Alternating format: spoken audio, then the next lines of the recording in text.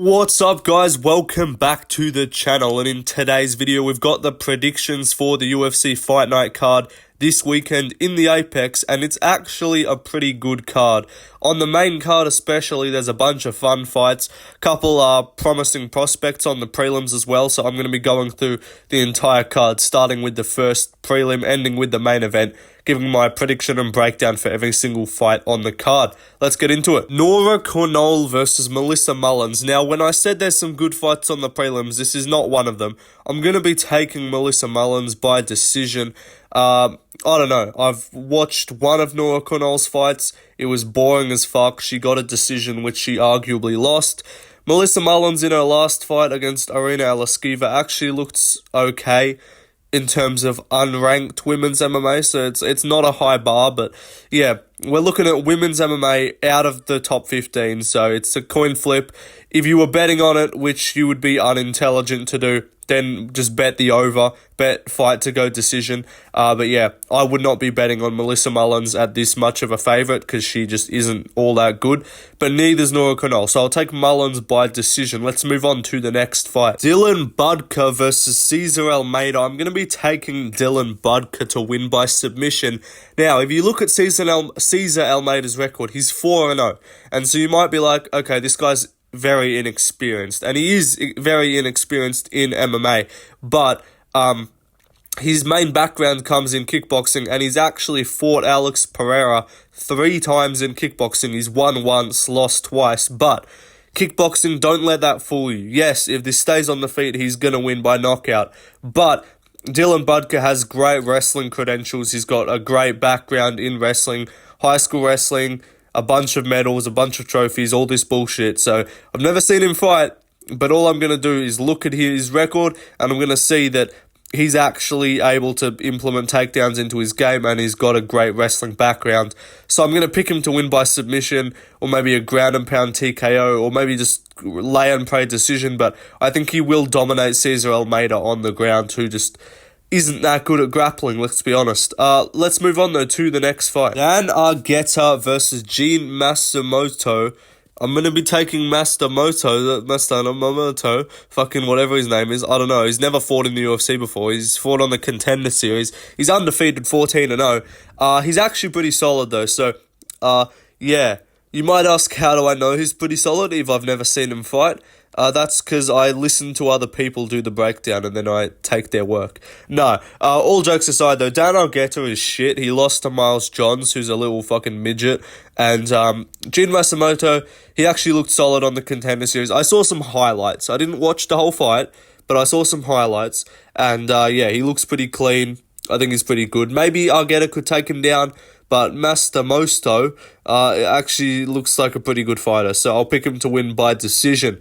Let's move on, though, to the next fight. Cynthia Calvillo versus Piero Rodriguez. Now, this is another one where just it's not a good fight on this card, and I'm considering not waking up for the prelims because they start at 5 a.m. where I'm from, and I'm just not trying to wake up at 5 a.m. to watch fucking Melissa Mullins versus Nora Cornolle and Cynthia Calvillo versus fucking Piero Rodriguez. So yeah, I'm probably not going to watch this fight live. I will give you my in-depth breakdown based on looking at the fact that this fight will inevitably go 3 rounds, be a very boring decision with a lot of clinch control, and someone's going to win by split decision, which no one will care about. So that'll be my in-depth breakdown after the fight. But before the fight, I'll pick Piero Rodriguez. Cynthia Calvillo's on a 5-fight losing streak, even if it is to way better opposition than Piero Rodriguez. I don't know, at 36, you're on a 5-fight losing streak. I just can't be trusting you to be good in any way or have any motivation to win. Like, I feel you're showing up as a paycheck at this point. You're like, how the fuck have I not been cut? Sure, I guess I'll come in and get another paycheck. Like, that's what I'm thinking Cynthia Calvillo is doing at this point. She has fought decent opposition in her losses, but she's never beat anyone good. So yeah, I'll take Piero Rodriguez by split decision. Let's move on though to the next fight. Jermaine de Randamie versus Norma Dumont. I fucking can't speak English. I'll take Norma Dumont. You know, she's got the assets. You know, she's got the lower half, and that's what we like to see. And yeah, again, you're picking women's MMA. I don't know, I'm going to just take whoever I think I like to win more, I guess. That's what I'm going to go with. Norma Dumont, she's got pretty strong grappling. She's a big girl, got the legs, got the thighs to her. Randamie fucking hasn't fought in a hot minute. She's coming back. I don't know, I just feel like she's not that good anymore. She fought ages ago, and she was alright back then, but I feel like she's kind of shit now. So I'll take Norma Dumont by decision, and yeah, we're going to have a great time watching the cheeks jiggle all over the place in this fight. Let's move on, though, to the next matchup. Alex Morono versus Court McGee. Yeah, I'm going to take Alex Morono to win a fight against Court McGee in 2024. Court McGee is literally a senior citizen, and he got KO'd by Matt Brown and Jeremiah Wells in his last two fights. Neither of those guys are bad, but, it's Court McGee. Like, he's shit, and he's old as fuck, and he doesn't care to be good at fighting. So, yeah, I'm taking Alex Morono. In hindsight, he actually looked good against Buckley, and he didn't quit like a bitch like Luque did. So, yeah, only one of these two, out of Luque and Morono, only one of them folded like a lawn chair in the second and just fumbled and just didn't fight back and let themselves lose. So, yeah, I'm taking Alex Morono to win by decision. Maybe he gets a TKO, but this guy's the biggest fucking NPC of a fighter. Like, the most plain-looking dude, I swear. And he fights like it, too. He's just got nothing impressive about his game. Maybe mixes in some takedowns, but I think he'll finish. He'll either go long and just beat up Court McGee real easy, or he might finish him either with a submission or with a TKO. But let's move on to the next matchup. Trevor Peek versus Charlie Campbell. I'm going to be taking Charlie Campbell to win just because Trevor Peek is shit. He's actually fucking terrible. He doesn't throw punches with any technique, but I could see him somehow just having enough of a crackhead, like, cooked chin to just not get finished by Campbell and finish him later on. But I'm ultimately going to go with who is clearly the better technical striker. Campbell's actually got some pop as well, but he does have just a way cleaner striking. He was beating up Chris Duncan on the Contender Series and then kind of left himself open and gassed out a bit, got chinned. But apart from that, he was tuning up Chris Duncan. He smoked Alex Reyes. Neither of those are that good, but Trevor Peek chinned some random dude in his debut, and then he got schooled by Chepe Mariscal, who's a featherweight, for 3 rounds. He took a bunch of shots, so fair play, but I do think from a bigger guy like Campbell, who I think has a bit cleaner striking, I'll take Campbell to get a late TKO, and Peek's chin just isn't going to be crackhead enough to hold up the whole time. So Campbell by TKO. Let's move on though to the next fight. Walter Walker versus Lucas Brzeski. I'm taking Walter Walker to win because he's an absolute unit. He's just an absolute ogre of a man. And he isn't just an NPC fat heavyweight. He's coming and making his debut. He's the brother of Johnny Walker, so you know he's going to be retarded. And he's actually pretty solid. He's got big power. He's a massive guy. Mixes up the striking pretty well. He's actually pretty quick too for a heavyweight. And yeah, he's actually got a solid chin too. So I'm going to take Walter Walker, who is just an absolute ogre and a Neanderthal of a ting. Some prehistoric looking motherfucker. And I'm going to take him to win this fight by TKO in the first round. And make a big statement, and hopefully we can get someone interesting in heavyweight, because we got Rebellis to Spain, but apart from that, we got nothing on the rise. We got no prospects at all, so hopefully Walter Walker can look pretty good here, and give us someone to maybe have hope for at heavyweight. But yeah, this guy's cooked. He's like 6'6", fights out of Russia. His name is Walter Walker. Like, what kind of Dracula-ass sounding name is that, bro? Like, this guy. But yeah, he should get the win. He actually looks nothing like Johnny Walker, so I don't know how the fuck they're related. But anyway, let's move on to the next fight. Ignacio Bahamondes versus Christos Giagos. I'm going to take Bahamondes to win by TKO, maybe decision, but I'll be optimistic and say he gets a finish. But yeah, Bahamondes is pretty good. He's got dynamic striking. Against Ludovic Klein, he just forgot that he had kicks and he forgot to use his legs, and he just boxed with Ludovic Klein, which is always going to go badly.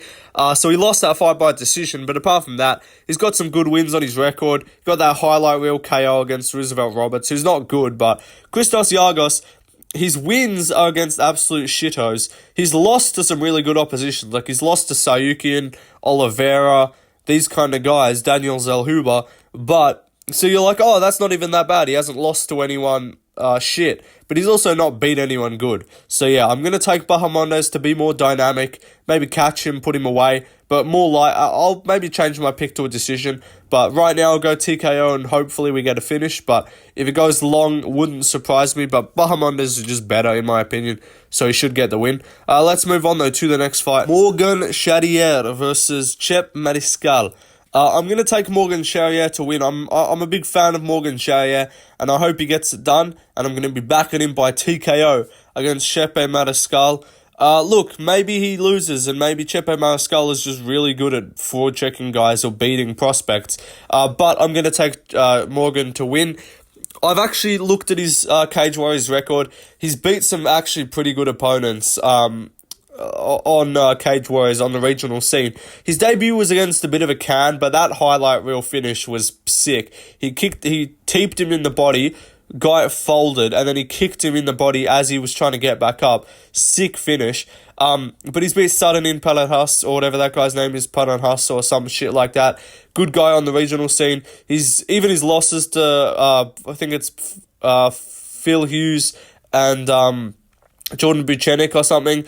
Those guys, he's lost to good opposition, so you might see his record, it's like 19-9, and you might be like, oh, that's shit, but they're all to really good opposition, and they're pretty much all by decision, and a lot of them are close decisions, so this guy's fighting top caliber regional opponents, and he's winning a lot of them, and the ones he's losing are pretty close, and the guys he's losing to are definitely UFC caliber, and probably should be in the UFC, but on the side of Chepe Mariscal, look, he beat Jack Jenkins by breaking his arm accidentally when he went for a throw. Like, Jenkins was winning clearly in the first. Chepe was just kind of holding on to him in the second in the clinch, and then he tried to take him down, and he did take him down, and then Jenkins posted his arm out and snapped his arm. So that was a bit fluky. And then before that, he beat Trevor Peek, but as we've established, Trevor Peek is shit, and all you have to do is just not get chinned, and you can just out-technique Trevor Peek if you know how to throw a jab with correct technique.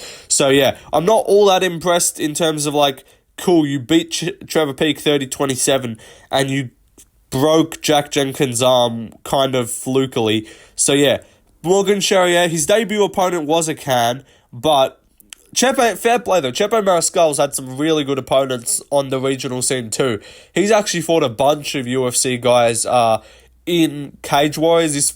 I think he's fought like Nathaniel Wood, he's fought Sadiq Youssef, I think. He's fought a bunch of good guys, but ultimately I think Morgan Charriere, a little bit better, more dynamic, cleaner striking, bit more powerful, bit more crisp, and I think he can find the finish in the second or third round. So I'm rooting for him to win, and I think he will. But let's move on to the next fight. Damon Jackson versus Alexander Hernandez. I might be stupid, and I might be retarded, and I most likely am, because I'm picking Damon Jackson to win by decision. I don't know, man. I just don't think Hernandez is that good, like, at all. He got schooled by Bill Aljo, who just got finished by Kyle Nelson. He got finished by Billy Q. He dominated him in the first, but everyone does. Like, Billy Q loses the first round to everyone. He dominated Billy Q in the first, and then just gassed and got pressured and broken and TKO'd. Billy Q is not a guy that has, like, that big power, so I don't rate that as a... I don't excuse that as a loss. Damon Jackson also lost to Billy Q, but the difference in their performance is Jackson also dominated Billy Q in the first. Clearly, both of them won the first against Billy Q, but in the second round, he lost, and the third round, he lost.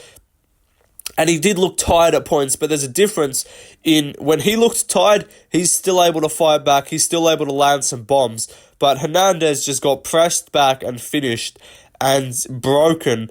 And he cut open Billy Q bad. He was beating him up in the first. And then as soon as shit didn't go his way, he's just able to... what's his name? Billy Q was able to just kind of little bro him around and say, like, all right, what you got now, bitch? And just walk him down and pressure him. Damon Jackson has been knocked out by Topuria, by Danny Gay, but those are like top 15 guys. I don't think he's going to get just one punch chinned by Hernandez, who is just not all that good at finding that one-shot KO against really anyone who's not a bum. Like, he beat Beneil Dariush in his debut, that's a fluke, that was ages ago, well, that was just a good shot. But apart from that, who's he beat? Mike Breeden? Like, he beat Jim Miller by decision, which is a pretty solid win. That aged pretty well, but Jim Miller, he's not a guy that... He's not the best at imposing his... he's kind of good at imposing his will, but Jim Miller, I don't know. That's just a winnable fight stylistically, I think. But Damon Jackson, I think, can use the grappling, can mix in the takedowns, take down Hernandez. And if he can wear on him in the first round, I just don't see Hernandez landing that big shot outside the first.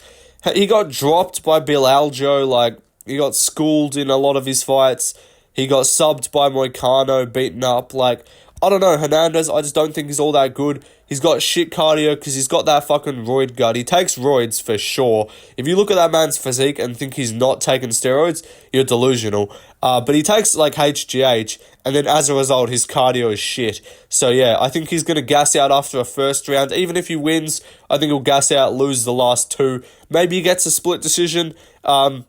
Or maybe one scorecard goes to him, I should say, and Damon Jackson wins a split decision. But I think it will be pretty clear at the end of the fight that Damon Jackson won at least the second and third. And if he can really impose his will in the first, I could see him winning that one as well. But I'm taking Damon Jackson as my mandatory underdog on the card because you got to take at least one on the card, so I'm going to be taking this old fuck with no hairline, and I'm probably going to regret it when he gets TKO'd in the first. But I'll back my boy Damon Jackson with the bad hairline, and if he wins this, gets a 50k bonus, send the man to Turkey and get that hairline fixed up. But let's move on to the main event. Brendan Allen versus Chris Curtis. I'm going to be taking Brendan Allen to win by round 1 submission, but I don't love it, and I have been kind of telling myself to take the Chris Curtis underdog because I do think he's got a great chance of winning, but I just kind of have an inkling, I just got a feeling that Chris Curtis is just not that good at this point in his career.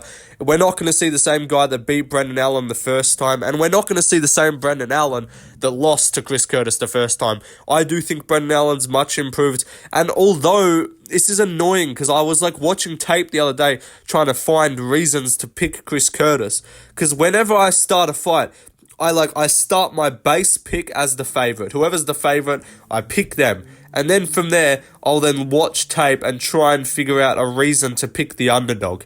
And I was trying to do that with Chris Curtis. And I was watching Brendan Allen get cracked by Bruno Silva and almost dropped. And then he caught him back, put him away.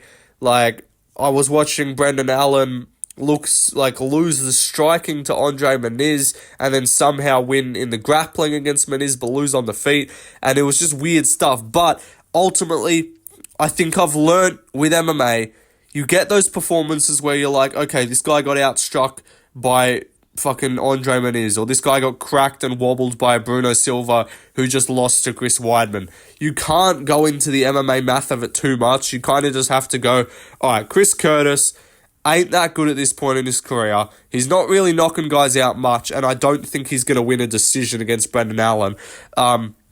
His last knockout was Joaquin Buckley at UFC 282 in 2022. So he hasn't gotten a knockout in like a year and a half. And Buckley, that win aged pretty well, but ultimately I do think Brendan Allen, he took him down early in the first fight when they fought. I think he can do a similar thing. I think he's a lot stronger. He's gotten the man strength a little bit more. When he fought him the first time, he was like really young. And so that's another thing I'm going to look at. When you're looking at these rematches from when one guy was really young, it's the same reason why I picked Gaethje in the rematch against Poirier. When a lot of people were saying, oh, it's going to be the same as before, Poirier's going to smoke him. And I said, nah. Gaethje's improved. This is a different Gaethje, but it's the same Poirier. I think it's the same thing. I think it's the same Curtis, if not worse, but a much better Brendan Allen, who's better with the grappling, stronger, better with the stand-up, I think less likely to get cracked by Curtis. And I don't think Curtis's power is there anymore, or like one-shot power. He was scrapping with Andre Barriault, just big slugger Marc-Andre, who's not all that good. Like, Marc-Andre had a fucking close scrap with Eric Anders, who's literally a former NFL player, and you're going to tell me that Chris Curtis go into a split decision with that guy? You're telling me he's going to just cleanly smoke Brendan Allen on the feet? I don't think so. And even if on the feet he is giving him problems, I do think Brendan can just mix in the takedowns. I think his submission game's a lot more effective. I think he's able to get control a lot easier. And so I'm going to take Brendan Allen to win. I don't mind the idea of a Chris Curtis underdog. I would not tell you to bet Brendan Allen at 2-1 odds, but I'll take him to win. as the favourite. And yeah, hope you guys enjoyed the video. Those are the picks on screen. You can see them down below as the recap. Quick mention, Alatong Haley was scheduled to fight Victor Hugo. That fight is off. Alatong Haley pulled out. Victor Hugo is scheduled. I think they're saying he's going to get an opponent, but I didn't want to wait until I found out who that was. Like, it's a prelim fight, who cares? But I'll put that out in my predictions. I always post my predictions the day before the card, so I'll post it if he does get a new opponent. But those are the picks. Let me know who you guys are picking down below, and I'll see you guys in the next video. Peace out.